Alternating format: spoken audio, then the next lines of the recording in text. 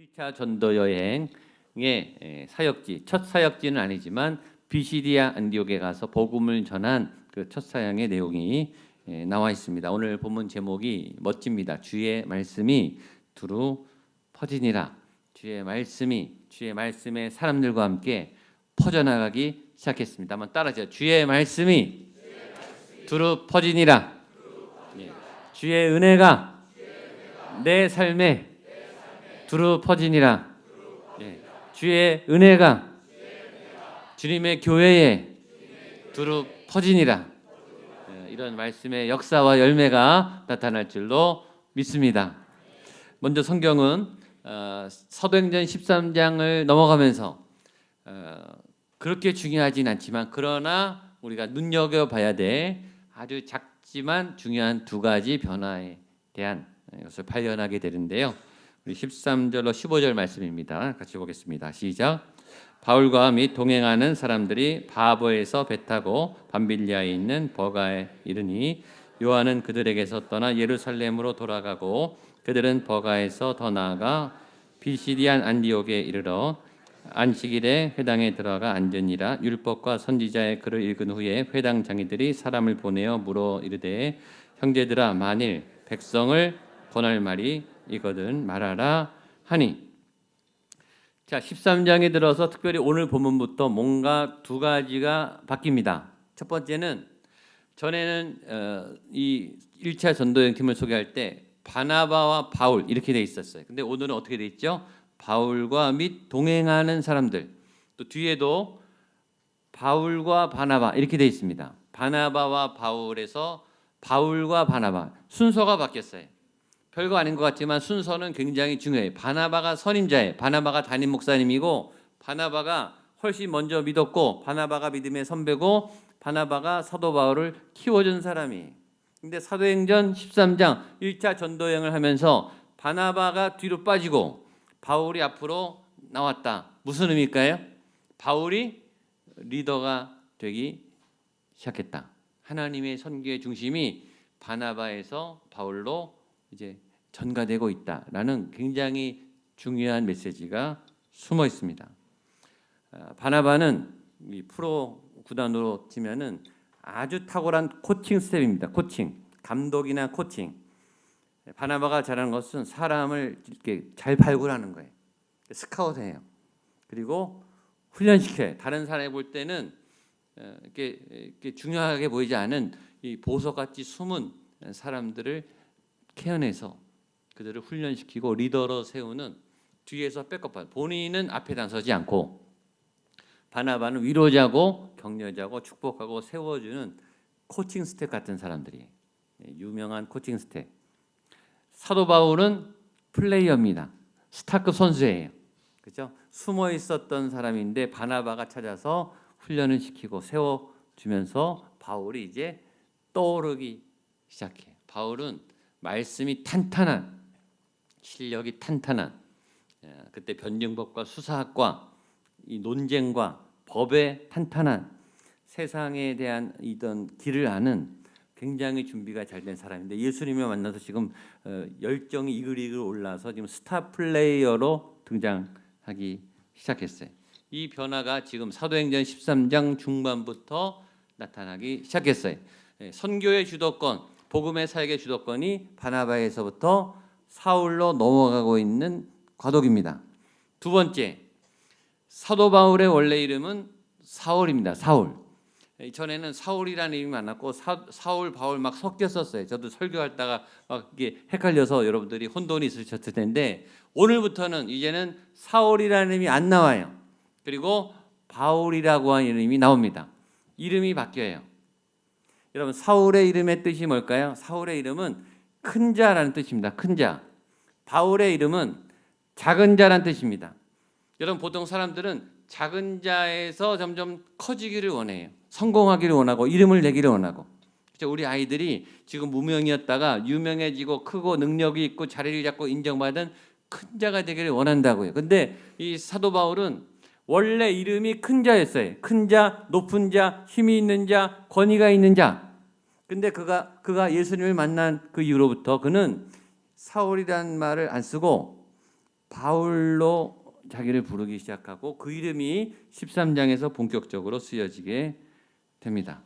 그러면 왜 사도 바울의 부모님은 사울이라고 하는 이름을 아들에게 지어줬을까요? 부모님이 다 좋은 마음으로 이름을 지어주죠. 사울은 원래 여러분 아시는 대로 이스라엘의 1대 왕입니다. 베냐민 지파의 1대 왕이에요. 하나님은 원하지 않았지만 백성들이 우리가 왕이 필요합니다. 그래서 왕을 뽑아 주십시오 해서 선택한 왕이 사울 왕입니다. 그 사울 왕을 뽑을 때 이 사울 왕의 그 조건이 어땠는지가 성경에 사무엘상에 나와 있는데 같이 보겠습니다. 사무엘상 9장 2절 시작. 기스에게 아들이 있으니 그의 이름은 사울이요 준수한 소년이라 이스라엘 자손 중에 그보다 더 준수한 자가 없고 키는 모든 백성보다 어깨 위만큼 더 컸더라.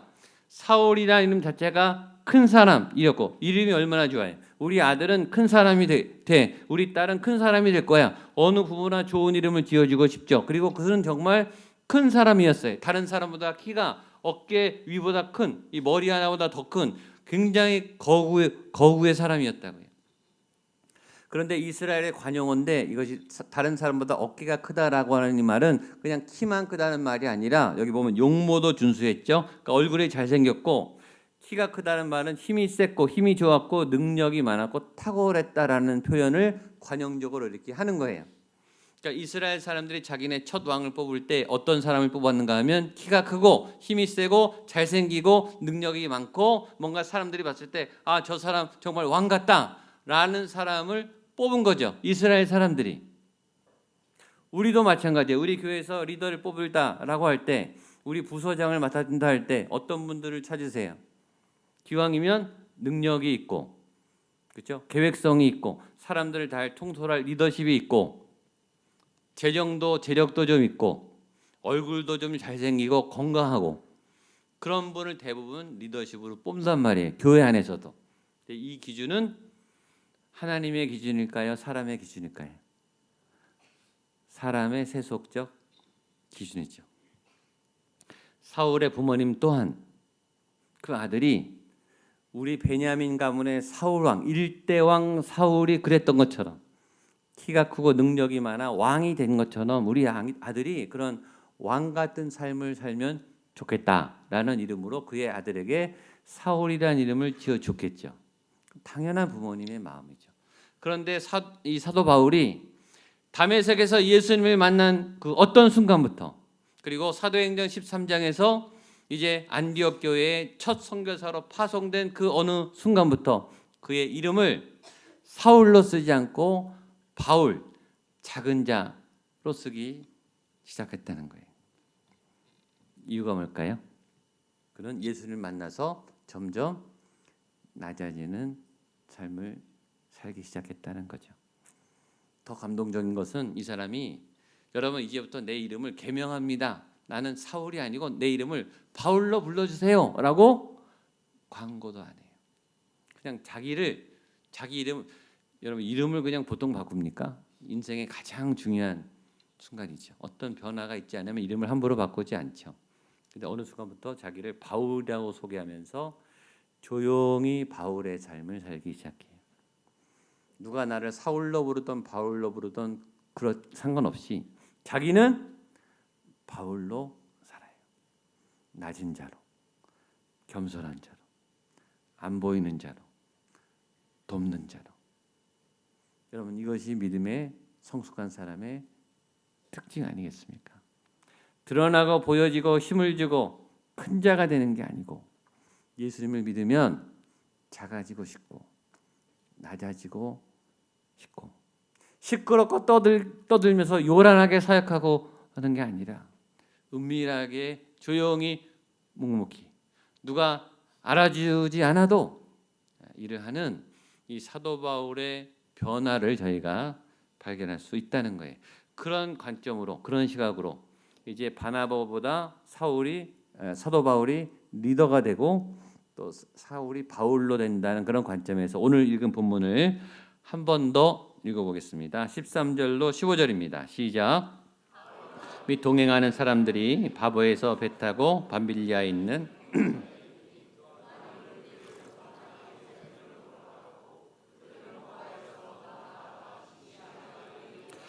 안식일에 회당에 들어가 앉으니라. 율법과 선지자의 글을 읽은 후에 회당 장이들이 사람을 보내어 물어 이르되 형제들아 만일 백성을 권할 말이 있거든 말하라 하니. 처음에 지난주에 안디옥 교회에서 첫 선교사를 파송할 때 바나바와 사울을 파송했습니다. 담임 목사님과 선임 부목사님을 파송했습니다. 그리고 그 선교 여행은 1차 전도 여행이 됐고 선교 여행이 시작됐어요. 이 본문을 보면서 우리는 뭘 깨닫냐 하면 이 하나님이 시작하신 이 선교 여행, 안디옥 교회에서 제일 사역 잘하는 바나바와 바울을 빼어내서 세계 선교의 교회를 개척하려고 하는 이 선교 여행은 하나님이 이끄시는 여행이었다라는 것을 알게 돼요. 저는 여러분들의 오늘 이후의 삶이 여러분이 계획하고 여러분이 만나고 여러분이 스케줄을 잡는 여러분의 계획이 아니고 2020년이 우리 목양교회 모든 스케줄이 하나님이 계획하고 하나님이 주도하고 하나님이 앞서시는 하나님의 인생 계획이 되기를 주님의 이름으로 축복합니다. 그러면 어떤 일이 생기느냐? 처음에는 바나바가 리더였어요. 근데 가면서 리더가 바뀌어요. 원래 계획은 그렇지 않았겠죠. 처음엔 요한이 합류했어요. 근데 중간에 요한은 돌아가요. 그리고 새로운 사람들이 중간에 새로 막 붙어요. 처음의 조직과 계획이 다 뒤집어져요. 이것이 하나님이 인도하는 선교 여행의 과정이 처음에 짰던 플랜대로 가는 게 아니고 처음에 하나님의 계획대로 시작했지만 중간에 리더가 바뀌고 멤버십이 바뀌고 일정이 막 바뀌어요. 하나님이 예측할 수 없는 곳으로 막 인도해 나가요. 중간에 어떤 사람들은 다시 돌아갑니다. 요한은 돌아가요. 여러분 처음에 끝까지 같이 가자 이렇게 시작하죠. 끝까지 함께 하자. 그러나 어떤 이유로 하나님이 어떤 계획 때문에 그 사람은 중간에 헤어져야 하는 분도 있어요. 그리고 어떤 분들은 전혀 예상하지 않았는데 중간에 만나는데 정말 하나님이 보석 같은 분을 붙여주시는 분도 있죠. 새로운 낯선 환경, 낯선 지역, 내가 계획하지 않은 도시, 그런 사역들을 만나는 것이 선교 여행이에요. 인생도 비슷하죠. 또 하나 여기서 발견하는 것은 아까 말했지만 이 전도 여행을 통해서 바울이 점점 앞으로 나오는 거예요. 리더의 자리도 나오는 거예요. 어느새 바울이 초대교회의 중요한 사역자, 어쩌면 사도보다도 더 중요한 영적 리더로 나가고 있고 또 그가 선교에 관한 탁월한 최고의 선교 사역자가 되고 있고 선교의 중심에 어느새 서 있다는 거예요. 어느새 말이죠. 바울이 얼마 전까지만 해도 예수님을 믿는 사람들을 죽였던 사람, 교회를 깨뜨린 사람, 집집마다 방문하면서 교회를 초토화시켰던 그 사람이 어느새 예수님을 만나고 믿음이 자라고 훈련을 받고 바나바의 보호를 받고 믿음이 성장하면서 지금 선교지에 나가서 선교를 하는데 쑥쑥 나가는 거예요. 믿음이 쑥쑥. 바울이 믿음이 성장하는 게 눈에 보이죠. 우리 어린아이들이 늘 어린아이로 있지 않고 어느새 청소년이 되고 어느새 청년이 되고 어느새 결혼하고 어느새 중직이 되고 이렇게 되는 것처럼 말이죠. 여러분 안에 믿음이 쑥쑥 자라가게 되기를 축복합니다. 이게 자랄 때 자라더라고요. 교회도 마찬가지예요. 교회가 태동기가 있고 성장기가 있어요. 성장기 때 성장하지 않으면 성장이 멈추더라고요. 그 다음에는 쇠퇴예요. 교회가요 막 힘을 받고 성장할 때 그때 가속이 붙고 하나님의 일이 막 움직입니다. 여러분의 믿음도 막 활성화될 때, 믿음이 막 이렇게 분출할 때, 가속이 붙을 때, 그때 더 훈련을 받으시고 말씀을 읽으시고 기도를 더하시고 훈련을 받으셔서 단단한 사역자, 견고한 사역자, 믿음이 막 자라가는 사역자, 그런 여러분과 교회가 되기를 주님의 이름으로 축복합니다. 비시디아 안디옥에 사도 바울과 바나바가 갔는데 말씀 전할 기회가 왔습니다. 16절입니다. 시작. 바울이 일어나 손짓하며 말하되 및 하나님을 경외하는 사람들아 들으라. 안식일에는 원래 정기 예배가 있어요. 회당에서 회당장이가 합니다. 끝난 다음에 회당장이가 혹시 하나님의 말씀을 더 나눌 사람 있습니까? 라고 말했더니 바울이 주저없이 손을 들고 제가 말하겠습니다. 제가 말씀을 전하겠습니다. 라고 자진해서 일어났어요. 이렇게 바울이 스타 플레이어라니까요. 아주 굉장히 적극적이에요. 여러분 말씀을 전할 기회가 오면 주저하지 않게 되기를 축복합니다. 하나님이 주신 찬스 놓치지 마세요. 때로 그런 마음이 들어요. 하나님이 지금 막 말하라고, 지금 복음 전하라고, 지금 예수님 얘기하라고. 근데 우리는 그때 인내를 발휘해. 그때 인내를 발휘하는 게 아니라 그때는 그냥 말을 해야 되는 거예요. 하나님의 말씀의 기회를 놓치지 않게 되기를 축복합니다. 주여 내 입을 열어 주의 복음을 전하게 하소서. 주여 나에게 담대함을 주셔서 부끄러워하지 않고, 나 아직 준비되지 않았는데 이 사람 반대하면 어떡하나 생각하지 않고 주의 말씀을 때를 얻든지 못 얻든지 담대히 전하시는 여러분 되시기를 축복합니다. 그 사도 바울의 설교 내용은 우리가 안 읽었어요. 우리는 다 알아요. 핵심 내용은 뭘까요? 예수 그리스도의 복음이에요. 너희들이 지금 그 예수가 하나님의 아들이고 그분이 구원자고 그분이 우리를 위해서 십자가에 못 박혀 죽었기 때문에 그분을 믿을 때 우리에게 영생이 있고, 나는 그 예수님을 만났습니다. 내 안에 그 예수님이 살아계십니다. 자기가 경험한 예수님을 담대히 복음을 전하기 시작했어요. 그랬더니 비시대 안디옥의 사람들의 말씀을 듣는 반응이 그 다음에 나옵니다. 42절 시작. 그들이 나갈 새에 사람들이 청원하되 다음 안식일에도 이 말씀을 하라 하더라. 뭐죠? 사람들이 나가면서 뭐라 그래요? 다음 주에 또 와주세요. 다음 주에 또 듣고 싶습니다. 뭐죠? 말씀이 열리기 시작한 거예요. 말씀은 열려야 열려요. 말씀이 아무 사람에게나 열리는 게 아니에요. 아무 때나 열리는 게 아니에요. 말씀이요, 이렇게 확 들어오는 때가 있어요. 신앙 좋은 사람도 좋지 않은 사람도 마찬가지예요. 어느 날은 말씀이 그냥 구절구절마다 그냥 다 막혀요. 근데 어떨 때는 내가 믿음도 좋고 지금 괜찮은 것 같은데 말씀이 막 튕겨나가요. 근데 말씀은 열릴 때 열립니다. 한번 따라하세요. 말씀은 열릴 때 열립니다. 은혜는 임할 때 더 크게 임합니다. 아멘. 이런 은혜가 여러분에게 있게 되기를 축복합니다. 어떨 때는 설교가 막 답답하고 설교가 잔소리 같고 말씀이 안 들어오고 말씀을 읽어도 무슨 말인지 모르겠고 말씀이 막 튕겨나가요. 내 몸에 막 튕겨나가요. 그럴 때도 있어요. 신앙생활 잘 하시는 분들도. 저도 그래. 어떤 때는 말씀이 읽으면 더 막 머리가 아파요. 그런데 어떤 날은 말씀이 이렇게 새록새록 들어와요. 그리고 말씀이 나에게 힘이 돼요. 그런 때가 있는 거죠. 지금 비시대 안디옥에서 사도 바울이 말씀을 전했더니 그 하나님의 말씀이 사람들에게 막 들어가는 거예요. 열려지기 시작해요. 그래서 뭐라 그러죠? 다음 주에도 또 와주십시오. 그 말씀을 또 해주십시오. 그래서 그 다음 주에 모였어요. 어떻게 됐을까요? 보겠습니다. 44절 시작. 그 다음 안식일에는 온 시민이 거의 다 하나님의 말씀을 듣고자 하여 모이니 아멘. 이 역사가 구리시에 일어나기를 축복합니다. 이렇게 제가 설교를 했는데 그 다음 주에 무슨 일이 생겨요? 시민 전부가 다 모였다는 거예요. 일주일 사이에. 그러니까 이게 입소문이요. 막 나는 거예요. 사도 바울이 광고하지도 않았는데 야, 그 말씀이 기가 막히다. 그 말씀을 먹어야 되겠더라라는 소문이 그냥 거기 있던 사람들 동안 입소문을 일주일 동안에 막 타고 나간 거예요. 그래서 그 다음 날 전 시민이 거의 다 온 거예요. 어마어마한 복음의 능력이죠. 제가 좋아하는 시편 19편에 이런 아주 유명한 시가 있어요. 멋진 시입니다. 같이 한번 음미를 하죠. 같이 읽겠습니다. 시작. 날은 날에게 말하고 밤은 밤에게 지식을 전하니 언어도 없고 말씀도 없으며 들리는 소리도 없으나 그의 소리가 온 땅에 통하고 그의 말씀이 세상까지 이르도다. 아멘. 너무너무 기가 막힌 시예요. 사람은 없는데 날이 날에게 밤이 밤에게 말씀을 막 전하는 거예요. 언어도 없는데 하나님의 말씀이 통하고 온 세계에 막 나간다는 거예요. 이 말씀의 역사가 한 주간 동안에 이 시민들의 비시디 안디옥의 전 시민 가운데 이게 막 관통이 되면서 그래 나도 가봐야지 하면서 다음 주에 보니까 다 모인 거예요. 엄청났죠. 저희 교회에 이런 소문이 있게 되기를 축복합니다.